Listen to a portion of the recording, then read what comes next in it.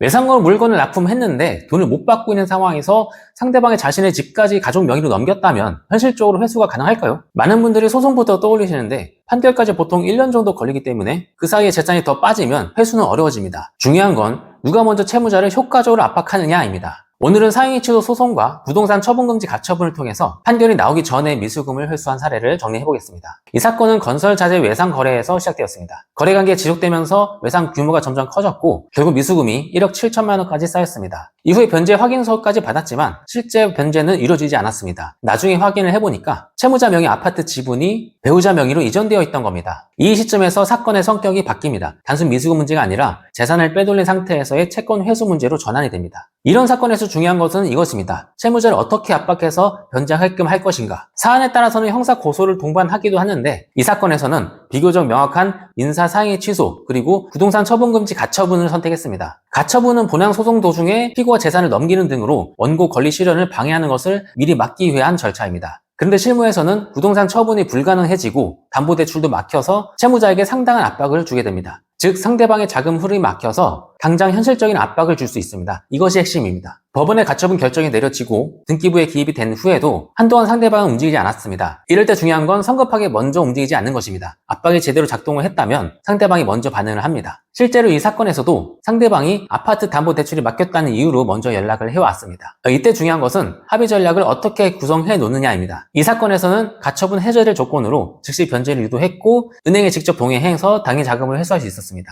결과적으로 미수금 1억 7천 중에서 1억 5천을 즉시 회수할 수 있었습니다. 이 사건의 핵심은 판결까지 가지 않았다는 것에 있습니다. 상위 취소 소송은 시간이 좀 걸리는데 가처분은 상대방을 바로 압박할 수 있습니다. 채권 회수에서는 판결을 받는 것보다 실제 돈을 받아내는 것이 훨씬 더 중요합니다. 따라서 이처럼 이체적인 전략이 필요할 때가 있습니다. 결국 이 사건은 재산 이전을 확인하고 즉시 대응했고 가처분으로 바로 자금 흐름을 차단했고 그 상태에서 합의를 유도했던 것입니다. 이 흐름이 맞으면 판결 없이도 조기에 회수가 가능할 수 있습니다. 채무자의 재산이 이미 넘어간 상태라면 접근 방식을 다시 점검해야 합니다. 사건 초기부터 어떤 전략을 통해 채권을 회수할지 충분히 검토하는 것이 중요합니다. 지금까지 정현우 변호사였습니다. 끝까지 시청해주셔서 감사합니다.